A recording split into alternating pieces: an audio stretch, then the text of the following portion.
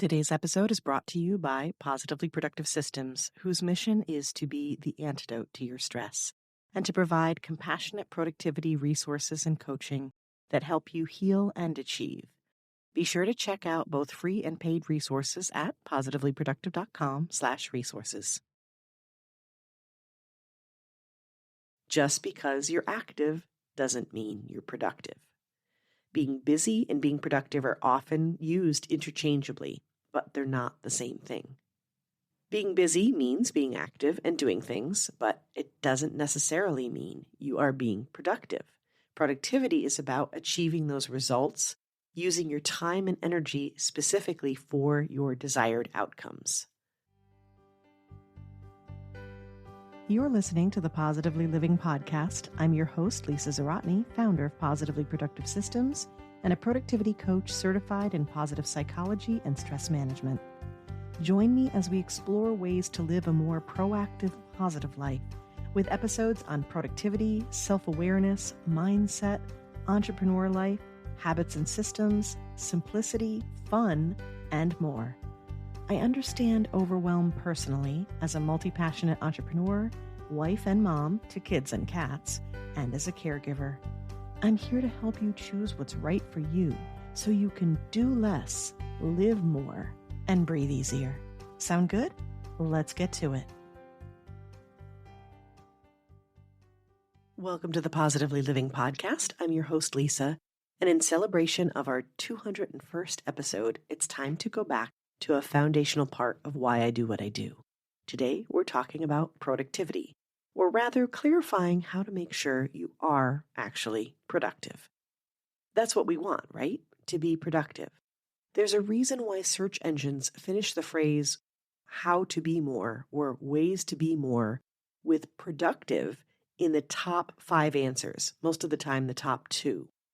It's the end game we strive for, and we've talked about it here in episode 170, where I covered what it really means, the deeper purpose of productivity, and in episode 197, where I shared how people would rather be productive than happy. Spoiler alert and good news, you don't have to choose, and I explain how to do that in the episode. I'm all for being productive. I mean, I've built a business coaching it, but as we strive for it, it's imperative we keep asking ourselves 2 questions. One is why we want to be productive, that deeper purpose, and 2 is if we're actually being productive. And that's the one I want to focus on today. Let's do a quick review about productivity. It's defined as the power of producing, being creative, abundance, causing or bringing about something. And I still so appreciate how most of those words express more than just achievement or doing. They speak to fulfillment and purpose. Our understanding of that connection is critical, as productivity is not something you strive for on principle or an end game unto itself. You're not trying to be productive for productivity's sake, but rather to support who you are and the life you want to live. You have goals you want to meet and integrity that requires aligned action. This is why I want to make the distinction between taking action and being productive. Taking action is essential. I'm all for it. It's something I encourage with every episode. Action's what moves us, literally and figuratively, and it creates momentum, which is essential. But we need to be careful with the action we take. It needs to be intentional, because not all action is productive action. I'm curious, have you ever answered the question, how are you, with I'm so busy? And it's okay if the answer is yes, because I've said it too. And sadly, we're often celebrated for that reply. Misery loves company. We like to commiserate with others who are also so busy. And being busy makes you feel like you're doing something. You're important, right? But let me repeat the takeaway for today. Just because you're active doesn't mean you're productive. Being busy and being productive are often used interchangeably, but they're not the same thing. Being busy means being active and doing things, but it doesn't necessarily mean you are being productive. Productivity is about achieving those results, using your time and energy specifically for your desired outcomes. Let's talk busy for a moment in the context of procrastination and getting things done. My biz bestie Liz calls it procrasti-work, and boy, she and I have done a lot of it in our time. It's the art of actually being productive in a way while still putting off what you really need to do. I call it a way to make sure that my house is clean. And I'm sure you have your version. So yes, if you want to get technical, you can be busy and, quote, productive in some circumstances. But that doesn't mean you're productive on the right things. To be truly productive, you need to focus on the tasks that will have the biggest impact on your actual goals. So how do we go about this? The first step is understanding what productivity will look like to you and to set those goals. Having goals gives you something to work towards and to help you stay focused. The reason SMART goals became popular, specific, measurable, achievable, relevant, time-bound, spells SMART, is because they create a boundary for the work you do, and boundaries can be so helpful. Now, you could also set intentions and use concepts like personal or professional missions to create these boundaries as well.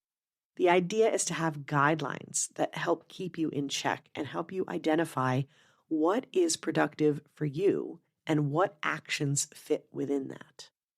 Once you're clear on what you want to achieve and what needs to be done, you want to take traditional productivity approaches that will help you avoid wasting time and losing track. You'll want to plan your time properly, reduce distractions, set timers, and reward yourself. You'll also want to take breaks. All of these things help you get stuff done. But the most important part is knowing what needs to get done. Some other tips that will help you with being productive that I think are so important to talk about, and we've talked about quite a bit on the podcast. One is being realistic with your time and energy. As a productivity coach, I see energy management as the key, despite how much we talk about time management. Don't try to cram too much into one work session, one day, 1 week. Even if you technically have time for it, you may find it overwhelming, and it's the quickest way to ensure that you don't actually get things done. The second is, along those lines, you want to do fewer tasks and break down large tasks into smaller, more manageable ones. Be conservative when you plan the work to do, even though I know it's hard. You want to achieve so much, so you want to add all these things to the list. You know, those times when you're committed to organizing the whole house and you're going to take Saturday and do it all. So I'm curious, how many times did that plan end in you binge watching TV? Or maybe that was just me. But you get my idea, right? You plan too much and it doesn't come to fruition because your body and your brain just can't keep up with your good intentions. So give yourself a chance to have those wins. The third is to focus on the most important tasks first. In episode 199, I talked about the 80-20 principle and how you get further faster with less effort. Be sure to check for your 20% and focus on those tasks. The fourth tip is to find ways to stay accountable. It's easy to say, set a deadline and stick to it. But what if that's hard for you? It's hard for so many of us. I'm a productivity expert technically, and I struggle with it. This is where accountability comes in. Accountability partners, whether friends, family, or a coach like I am, can make a big difference. Find someone who can help you stay on track. And the fifth tip is to celebrate your accomplishments. This will help you stay motivated and focused. Celebrating something I do with every client. In addition to being a client's accountability partner and helping push them to do the thing, I also seek out the things they have done. And we do this in each and every session because it's easy to overlook what you've accomplished when you're focused on all the things that still need doing. And if you want to learn more about this idea, check out episode 159 on why you must savor and celebrate your success. I think it's important that now that we have the sense of how to be truly productive, we ask the question I imagine is still lingering in your mind, even if hidden, And I know it's one that keeps coming up for me is, well, what happens when I end up doing busy work? What if I am productive, but doing the wrong things? My answer is this: oh well.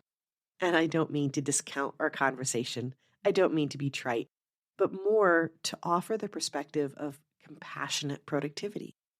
It's time to forgive yourself if you're not getting what you need to get done.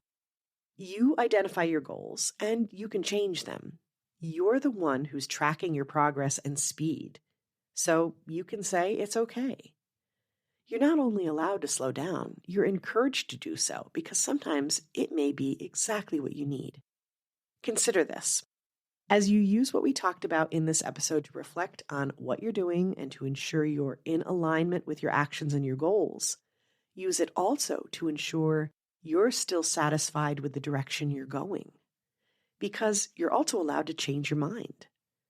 Sometimes busy work and procrastination can be clues to bigger issues. In episode 107, I share how we can make procrastination work for us.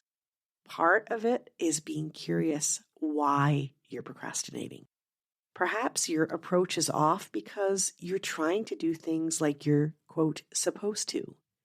Using a platform everyone said you must, tracking a habit like the experts directed you to, doing something that just doesn't feel like you. That will pull you off course so quickly.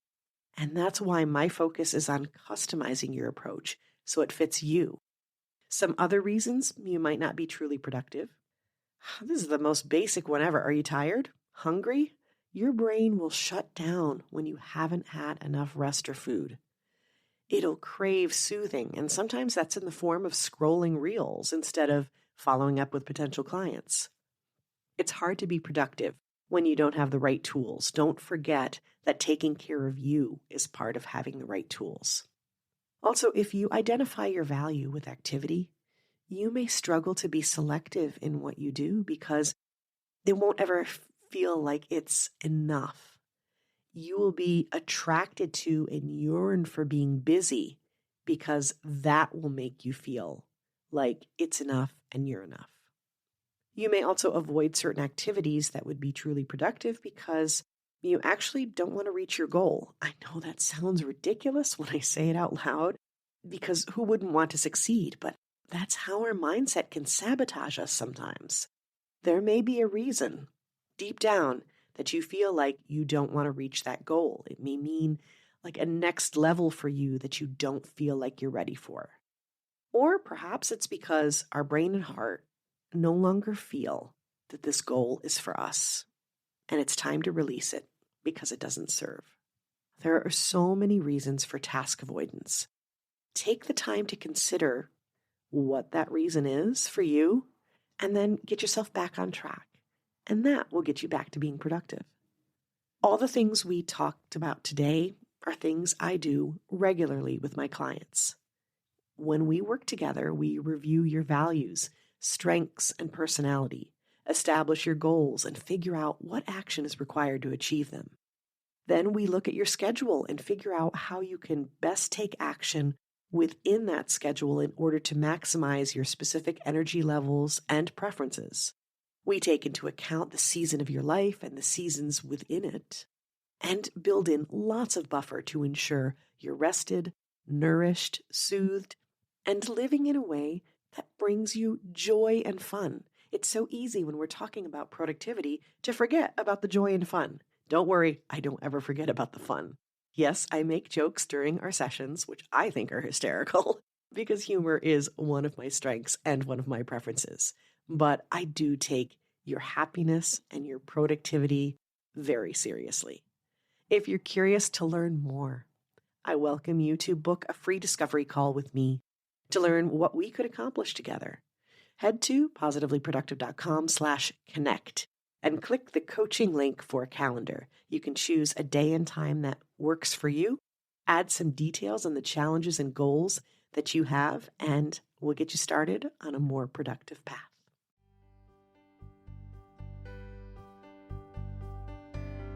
Thank you for joining me today. Your time is precious and limited, and I'm honored you chose to spend it with me.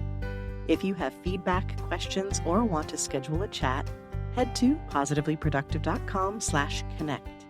And if you are looking for any of the resources referenced on the podcast, from books to products to training and more, go to positivelyproductive.com/resources.